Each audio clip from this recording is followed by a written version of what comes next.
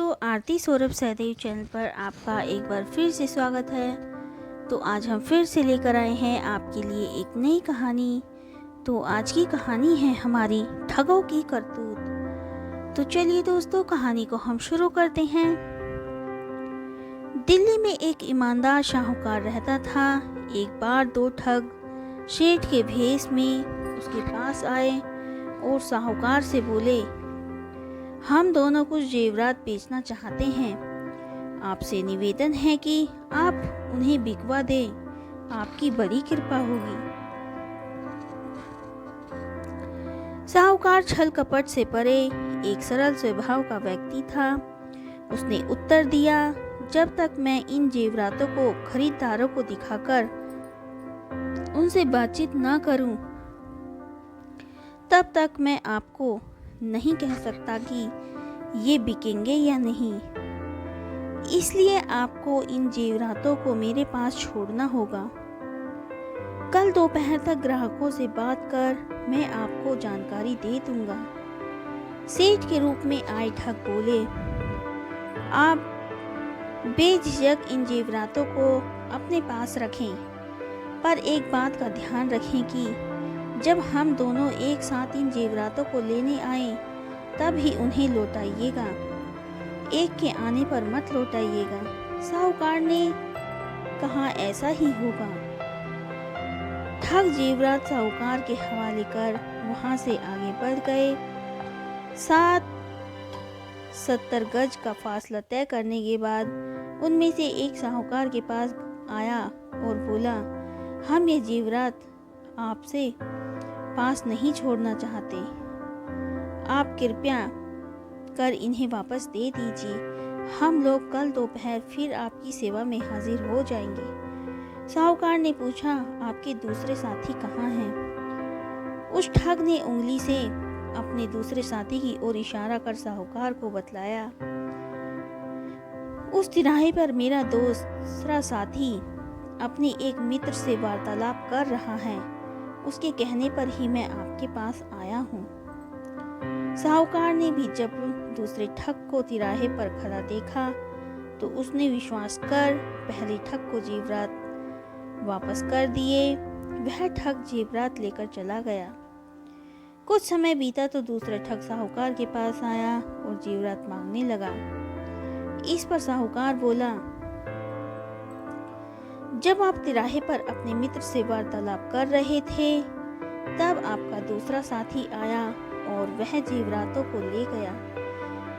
मैंने उससे आपके बारे में पूछा तो उसने आपकी ओर इशारा करके बताया कि आपके ही कहने पर वह आया है। उसकी बातों पर विश्वास कर मैंने उसे जेवरात वापस कर दिए। ठग जेवरात लिए बिना वहां से जाने को तैयार न हुआ। वह कहने लगा, जब मैंने आपको पहले ही कहा था कि जब तक हम दोनों साथ न आए तब तक जेवरात वापस ना करना, तो फिर आपने ऐसा क्यों किया? आपने गलती की है, अब इसका फल मैं क्यों भोगूं? आपने किया है, आप भरें। साहूकार ने नम्रतापूर्वक उत्तर दिया, आप भी तो उस समय तिराहे पर खड़े थे जब आपका दूसरा साथी जेवर लेने आया था। ठग का मिजाज गर्म हो गया। वह तैश में आकर बोला, इससे क्या होता है? क्या मैं कहीं खड़ा नहीं हो सकता?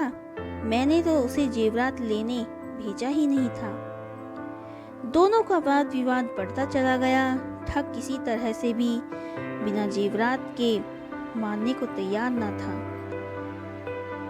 जब उसे जेवरात वापस मिलने की उम्मीद न रही तो वह साहूकार को धमकी देने लगा कि वह उसे बदनाम कर देगा और जेल की हवा खिलाएगा।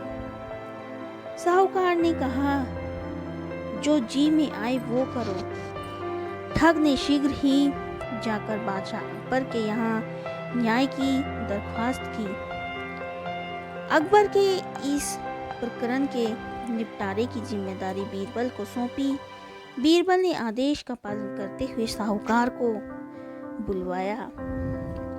साहूकार बीरबल के सामने उपस्थित हुआ और सारी बात उसे बताते हुए बड़े बड़े विश्वसनीय महाजनों की गवाही भी दिलवाई।